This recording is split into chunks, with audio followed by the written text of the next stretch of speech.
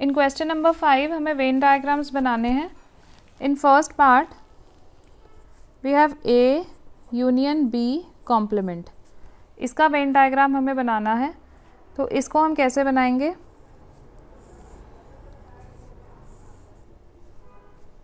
Suppose this is set A and this is set B, this is A and this is B. So ये जो पूरा shaded region है ये A union B को represent करता है, ये हम पहले भी पढ़ चुके हैं।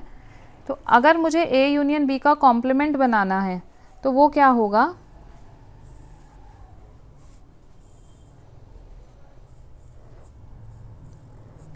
This is A union B. तो पूरे यू में से आप इस पोर्शन को माइनस कर दो तो आपके पास कौन सा पोर्शन बचेगा? ये वाला, ये बाहर का पोर्शन, ये यू सेट है, यूनिवर्सल सेट। तो ये किसे रिप्रेजेंट करता है? This is A union B complement को। ओके, इन सेकेंड पार्ट आपको दिया है A complement intersection B complement. इसे हमें ड्रॉ करना है।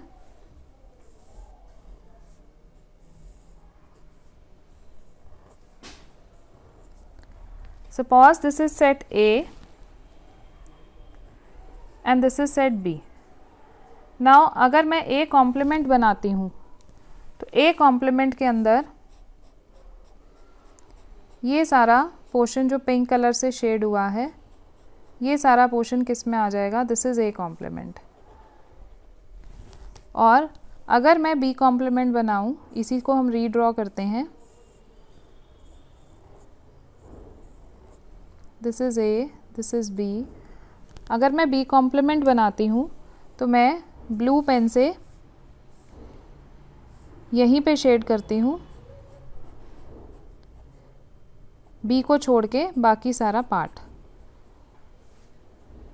ये बी कॉम्प्लीमेंट होगा। और अगर हम यहाँ पर इसे बनाते हैं तो बी को छोड़ देंगे, बाकी सारा पार्ट, बी में ब्लू कलर नहीं करेंगे, बाकी सारा पार्ट। तो अगर हम इसको क्लोजली ऑब्जर्व करें, हमको इन दोनों का इंटरसेक्शन बनाना है, यानी कि ए डैश इंटरसेक्शन बी डैश। तो हमें वो पोर्शन बनाना है जहाँ पे पिंक और ब्लू दोनों कलर्स प्रेजेंट हैं।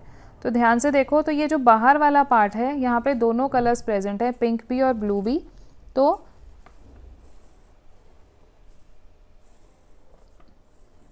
This is A, this is B, this is A, this is B.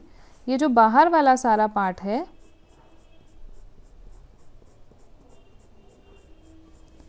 ये किसे रिप्रेजेंट करता है? A complement intersection B complement. तो आप वेन डायग्राम से भी देख सकते हो कि ये दोनों चीज़ें सेम हैं। इन दोनों के लिए हमारे पास सेम डायग्राम, वेन डायग्राम आया है, बिकॉज जब हम डी मॉर्गन्स लॉ से ये कॉम्प्लीमेंट खोलेंगे तो हमारे पास जो आंसर आएगा वो होगा A complement intersection B complement. तो these two are equal. In third part आपको दिया है A intersection B complement. A intersection B का कॉम्प्लीमेंट बनाना है, तो यहाँ पर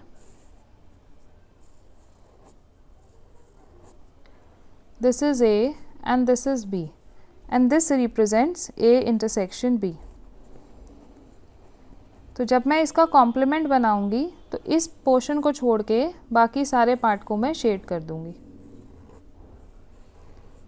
दैट मीन्स ये सारा जो पार्ट होगा जिसमें ये अंदर वाला कॉमन पोर्शन नहीं आएगा, ये ए इंटरसेक्शन बी कॉम्प्लीमेंट को रिप्रेजेंट करेगा। Okay, in fourth part A complement union B complement हमें ड्रॉ करना है। तो A complement union B complement हम कैसे बनाएंगे? अगेन जैसे हमने सेकंड पार्ट किया था, this is A and this is B. So A complement क्या होगा? ए को आप छोड़ दो और बाकी सब जगह पर बी से शेड कर दो। ब्लू कलर से हमने शेड कर दिया ए को छोड़कर। This is my A complement. और अगर मैं बी कॉम्प्लीमेंट बनाती हूँ तो मैं बी में शेडिंग नहीं करूँगी, बाकी सब जगह पर शेडिंग कर दूँगी। ठीक है, तो अब आपको इनका यूनियन लिखना है।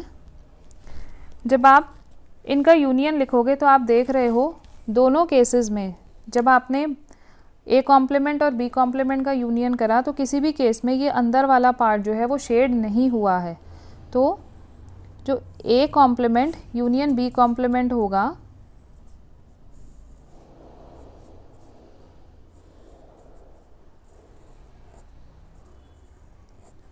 A complement union B complement में अंदर वाला पार्ट हमारा नहीं आएगा और बाकी सारे पार्ट को हम शेड कर देंगे।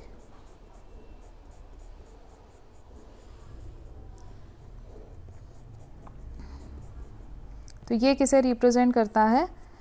This is A complement union B complement को। तो यहाँ पर भी आप देख सकते हो कि इन दोनों केसेस में हमें सेम रिजल्ट मिला है। This is second law of D Morgan's, जहाँ पर आप इंटरसेक्शन खोलते हो तो कॉम्प्लीमेंट्स के साथ में आपको यूनियन वाली वैल्यू मिल जाती है।